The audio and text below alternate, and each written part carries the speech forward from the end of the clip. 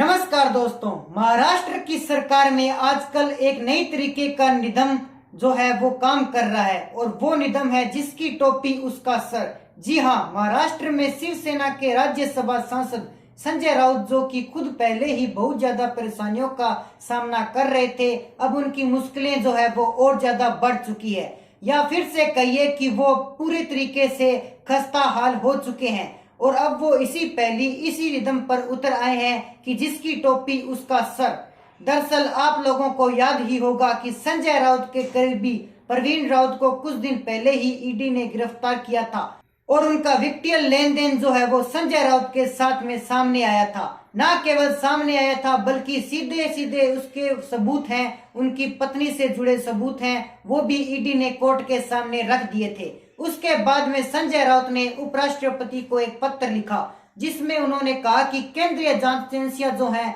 वो उनके ऊपर कुछ ज्यादा ही हावी हो रही हैं और उसके बाद में उनके सहयोगी जितने भी दल हैं, यानी कि महाराष्ट्र में बहु विकास आघाड़ी सरकार सहयोगी जैसे कि कांग्रेस, एनसीपी, शिवसेना, इन सभी ने उनसे पल्ला झाड़ लिया था। किसी ने भी संजय राउत का जो समर्थन है वो नहीं किया था और अब शिवसेना के यही राज्यसभा सांसद संजय राउत जो है वो बीजेपी के ऊपर हमलावर हो गए हैं और इसी हमले से उन्हें उम्मीद थी कि ये हो सकता है कि इन पार्टियों का या इन पार्टियों की किसी नेता का समर्थन मिलेगा, लेकिन अब उनकी मुश्किलें बढ़ चुकी है और वो एक बार फिर से खस्ता हाल हो चुके हैं। दरअसल अभी हाल ही में संजय राउत ने एक प्रेस कॉन्फ्रेंस की थी जिसमें उन्होंने बीजेपी के जो बड़े नेताओं के ऊपर हमला बोला था और उनको तमाम एलिगेशन जो है वो भी लगाए थे और उसके बाद में संजय राउत उम्मीद कर रहे थे कि उनकी पार्टी या उनके सहयोगी दल के नेता जो है वो उनके साथ में आएंगे और बीजेपी के ऊपर हमला बोलना शुरू करेंगे,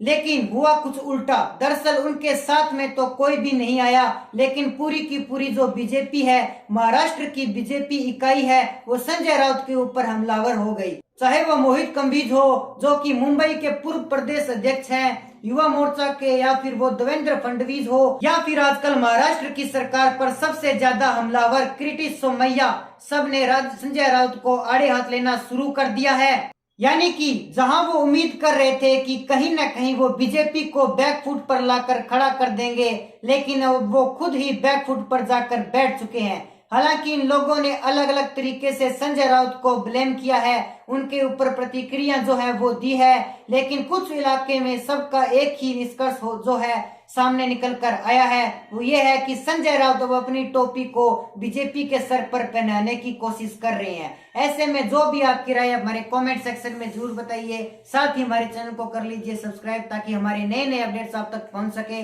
जय हिंद, जय भारत।